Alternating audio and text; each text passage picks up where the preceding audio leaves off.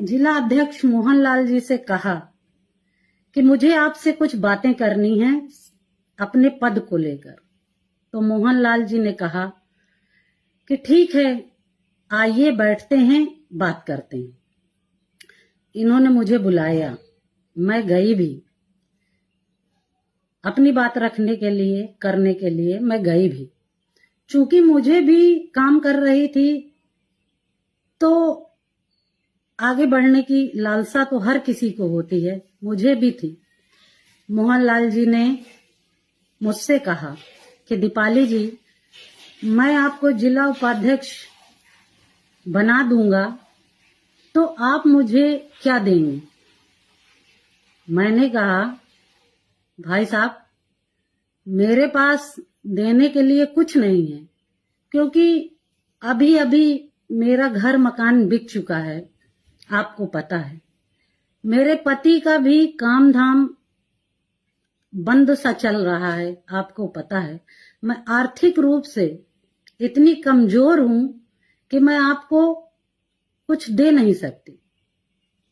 मोहनलाल जी ने कहा, अरे दीपाली जी, आपके पास देने को बहुत कुछ है।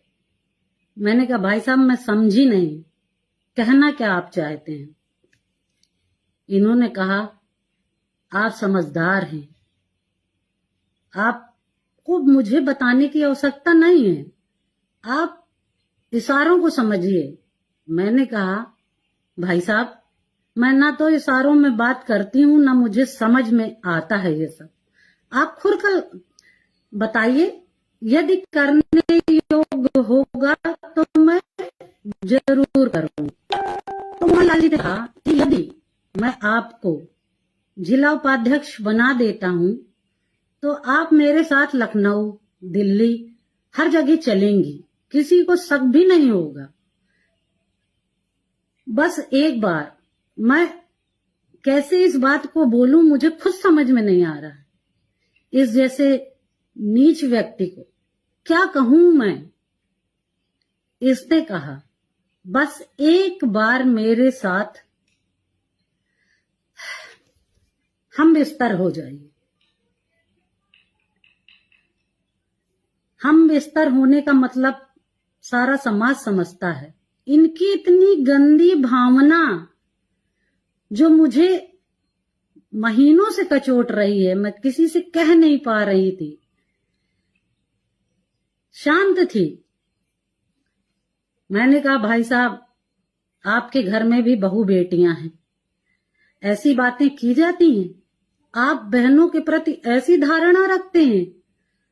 और क्रोधित होकर मैं वहां से आने लगी तो इन्होंने कहा कि दीपाली जी, अगर आप मेरी बात को मान जाएंगी तो मैं जिला पंचायत का आपको टिकट भी दे दूंगा। मैं लालची महिला नहीं हूं, इसलिए मैं शांत होकर, गुस्से में लाल होकर वहां से वापस घर गई। इतना सब कुछ इनने कहा, उसके बाद भी मैं निरंतर प्रयास करती रही कि जहां मैंने 10 साल दिए, उस 10 साल को मैं व्यर्थ ना गंवाऊं, काम करती रहूं। कुत्ते तो भौंकते ही रहते हैं,